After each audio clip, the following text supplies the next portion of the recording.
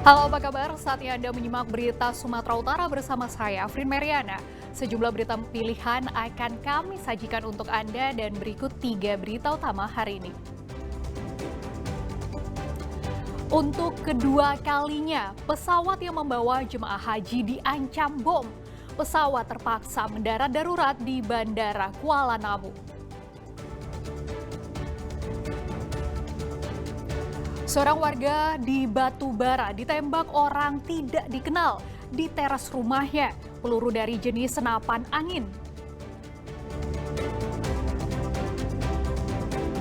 Polisi menyergap seorang pengedar narkoba di Batubara.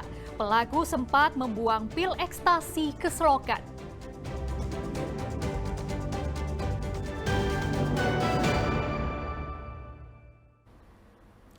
Untuk kedua kalinya, pesawat yang membawa jemaah haji diancam bom. Pesawat terpaksa mendarat darurat di Bandara Kuala Namu, Deli Serdang.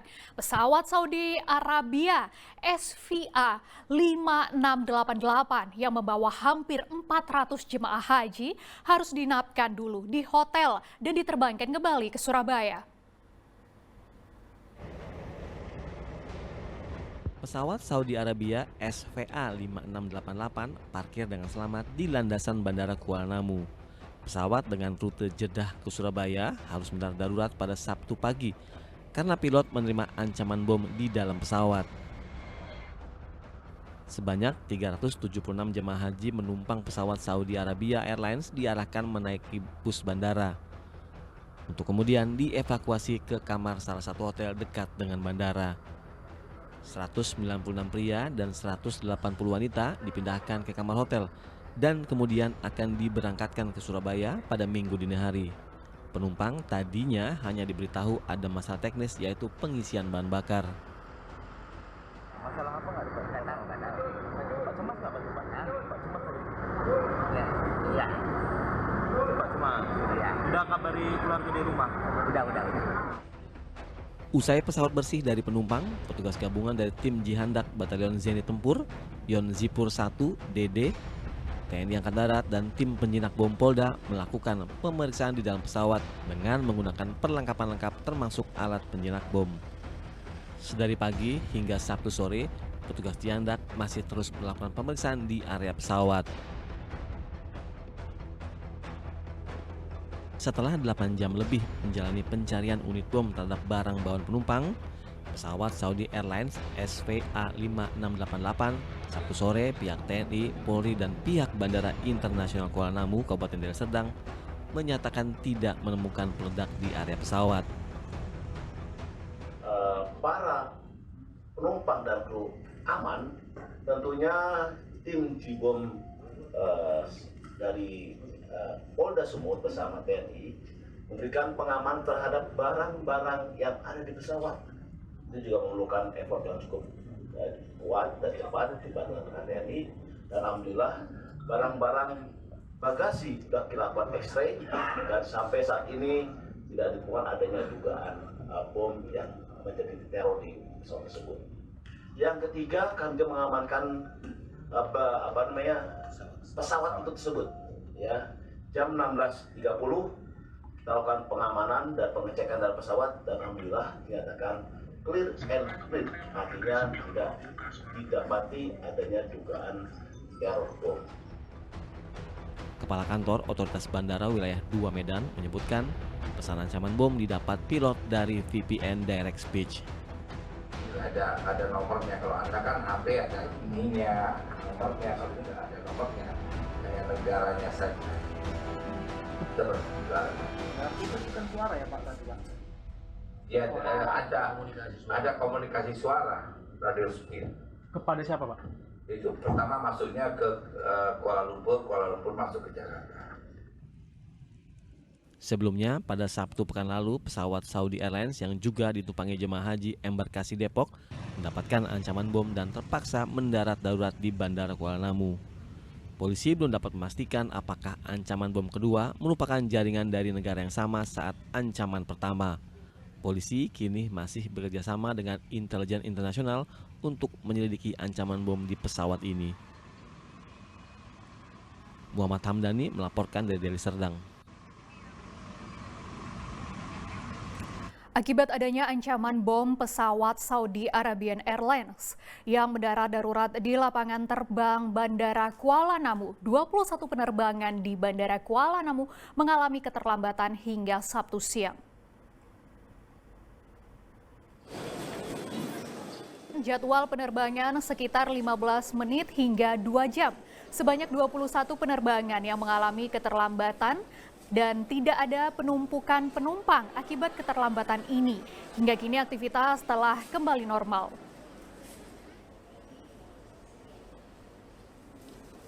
Keterlambatan antara 15 sampai dengan 2 jam dengan menyampaikan sampai dengan 21 penerbangan. Dan ini tercatat sampai dengan sore ini. Seorang warga di Batubara ditembak orang tidak dikenal di teras rumahnya. Peluru dari jenis senapan angin itu mengenai dada korban. Polisi masih menyelidiki kasus ini. Kaum Alatas, warga Desa Sukaramai, Kecamatan Seibilah, Kabupaten Batubara, masih meringis kesakitan akibat luka di dada akibat tembakan. Untungnya perawatan medis cepat ia dapatkan di Rumah Sakit Sabta Medika. Kasum Alatas ditembak di teras rumahnya oleh orang yang tak ia kenal. Usai menyaksikan korban tumbang, pelaku langsung kabur. Dari arah sana, orangnya katanya pakai jaket hitam nggak tahu. Terus bapak udah masuk ke dalam tidur megangi dadanya lah sama mama ditahan apa. Terus kami pun lari lah pak manggil Pak Kadus kan, minta pertolongan. Terus bapak dibawa lah ke rumah sakit. Kamis siang, personel Polres Batubara mendatangi korban di rumah sakit dan mendatangi rumah korban untuk mengadakan penyelidikan. Diduga senjata yang digunakan menyerang korban merupakan senapan angin. Juga oleh orang yang tidak dikenal.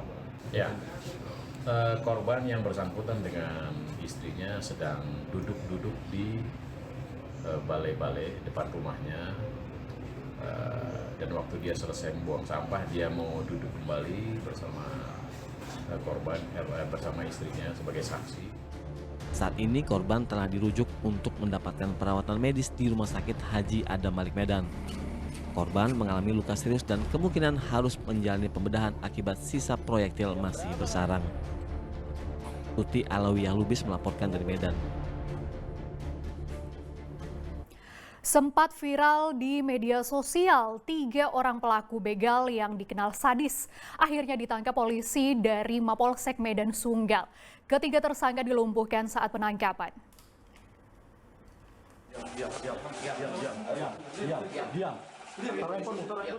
Pelaku begal ini tak menduga polisi dengan cepat menyergap tempat persembunyian mereka. Ketiga pelaku begal, Reno, Juston, dan Daniel, dengan cepat ditangkap polisi dari Mapolsek Medan Sunggal. Polisi membekuk ketiganya dari identifikasi rekaman CCTV saat mereka membegal pengemudi ojek online di kawasan Jalan Besar Tanjung Slamet, Kecamatan Sunggal, Kabupaten Deli Serdang. Komplotan ini banyak menyasar korban di jalan-jalan perbatasan antar kota dan kabupaten pada malam dan dini hari. Para tersangka tidak segan mencederai korbannya saat merebut motor dan harta benda milik korban. Kuras untuk tersangkanya sendiri itu ada 3 orang. Untuk nama-namanya nanti bisa lihat di press release-nya. Bagaimana pelaksanaan curas ini mereka lakukan secara terang-terangan, ya, terang-terangan dengan ancaman terus merampas, ya. Selain ketiga tersangka yang dilumpuhkan, polisi masih mengejar seorang anggota komplotan lainnya yang berhasil kabur saat dilakukan pengembangan. Dari barang bukti yang disita, komplotan begal ini merupakan anggota kawanan geng motor. Tuti Alawiyah Lubis melaporkan dari Medan. Modus kencan digunakan sebagai alasan untuk melakukan perampasan motor. 2 remaja putri dan 3 lainnya ditangkap polisi karena diduga ikut dalam mendalangi perampasan sepeda motor. 2 remaja putri ini tertangkap polisi karena terlibat dalam geng motor. 3 remaja lainnya yang masih berusia belia juga ikut ditangkap karena terlibat komplotan pencurian dengan kekerasan. Dua remaja putri ini berperan mengumpan diri kepada pemuda yang baru dikenalnya untuk minta dijemput di Jalan Abdullah Lubis, Medan Baru. Tanpa pikir panjang, korban datang sesuai permintaan tersangka. Namun nyatanya tersangka tak hanya berdua. 3 remaja lainnya datang menyusul dan merampas sepeda motor milik korban. Tidak hanya itu, para pelaku juga membawa senjata tajam dan mengancam korban dan melempar korban hingga terluka di bagian kepala. Untuk peran 2 tersangka perempuan, untuk CNA, di mana dia berpura-pura untuk menelpon korban untuk bertemu dan meminta dijemput di TKP, akan tetapi tidak ada. Datanglah 3 orang yang laki-laki, yang satu membawa parang dan ada yang berperan untuk melempar pakai batu sehingga mengeluarkan darah dari kepala korban. Polisi menyita barang bukti berupa senjata tajam, batu yang digunakan melukai korban, serta sepeda motor yang dikendarai tersangka.